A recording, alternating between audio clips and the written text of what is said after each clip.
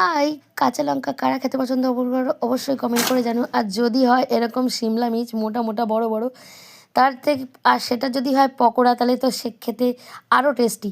তার জন্যই রেডি করে নিতে হবে শিমলা মির্চগুলো ভালো করে ধুয়ে ভেতরের দানাগুলো বের করে তার ভেতরে পুর দেওয়ার জন্য একটা পুর রেডি করে নিলাম। ধনেপাতা, কাঁচা লঙ্কা, পেঁয়াজ একসাথে গ্রেট করে, আলু সেদ্ধ, চিলি ফ্লেক্স, লবণ, সামান্য গরম মশলা, জিরে গুঁড়ো, ধনে গুঁড়ো দিয়ে আর চিকেন কিমা দিয়ে ভালো করে মাখিয়ে নিয়ে চিড়ে রাখা কাশ্মীরি লঙ্কাগুলো, শিমলা মির্চগুলো দিয়ে দিলাম, ওর ভেতরে পুরে দিলাম আলুর পুরগুলো দিয়ে একটা ব্যাটার রেডি করে নেব।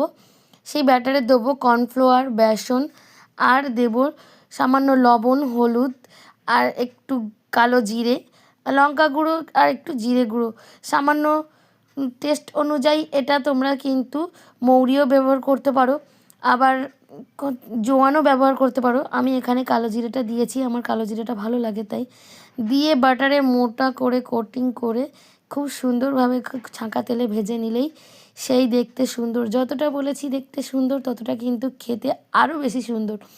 তো তোমাদেরকে একবার কেটে ট্রাই দেখাচ্ছি, দেখো, জাস্ট দেখো পুর ভরা শিমলা মির্চগুলো কত সুন্দর দেখতে হয়েছে, খেতেও সেই টেস্ট। আমার রান্নার ভিডিও তোমাদের ভালো লাগলে অবশ্যই সাবস্ক্রাইব করে দিও বন্ধুরা, আর সাবস্ক্রাইব করে আমাকে কমেন্ট করো। টাটা।